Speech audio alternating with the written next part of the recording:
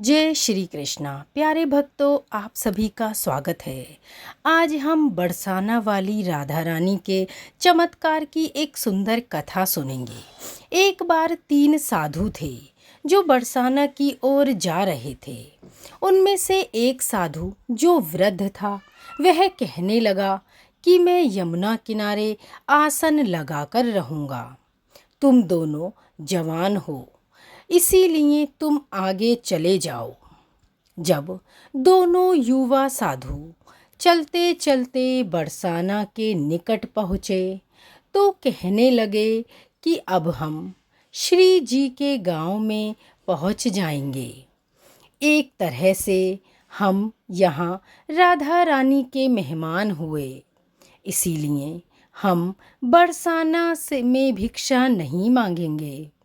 राधा रानी के मंदिर में आरती के समय जो भी प्रसाद मिलेगा वह ही हम खा लेंगे, और अगर कोई भोजन करवा देगा तो कर लेंगे, अन्यथा किसी से भीख नहीं मांगेंगे। दोनों साधुओं ने मजाकिया लहजे में ऐसा कह दिया। मंदिर में पहुंचकर राधा रानी के दर्शन किए, मंदिर में आरती देखी और उत्सव का भी आनंद लिया। दोनों ने सोचा कि राधा रानी के मेहमान हैं, इसीलिए भिक्षा तो नहीं मांगेंगे। इसीलिए बिना भोजन किए सो गए। उसी रात्रि राधा रानी ने स्वप्न में मंदिर के पुजारी जी को जगाया और कहने लगी कि मेहमान भूखे हैं और आप चैन से सो रहे हैं। पुजारी जी आश्चर्य से कहने लगे, मेहमान कहाँ हैं? राधा रानी कहने लगी कि 2 साधु हैं जो बिना भोजन किए सो गए हैं। पुजारी जी जल्दी से उठे और साधुओं को ढूंढ कर जगाया।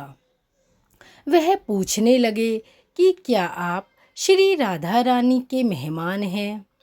पुजारी जी कहने लगे कि आप उठ कर बैठिए, मैं आपके लिए अभी भोजन के प्रसाद का प्रबंध करता हूँ।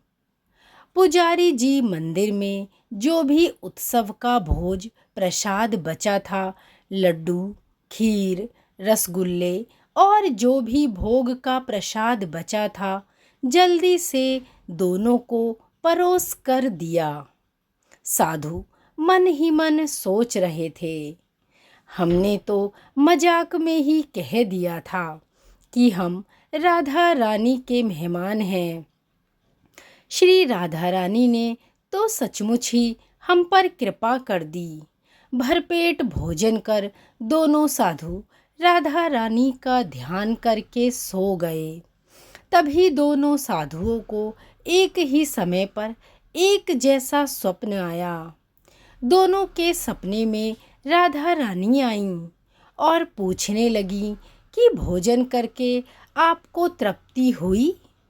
दोनों साधुओं ने हाँ में हामी भर दी। राधा रानी मुस्कुराते हुए कहने लगी, पुजारी जी ने तुम दोनों को भोजन तो करवा दिया, लेकिन पान के बीड़े का प्रसाद देना ही भूल गए। राधा रानी ने दोनों के सिरहाने पान का बीड़ा रख दिया। स्वप्न के बाद दोनों की आँख खुली तो सचमुच पान का बीड़ा अपने सिरहाने पर पाकर वे दोनों विस्मित थे।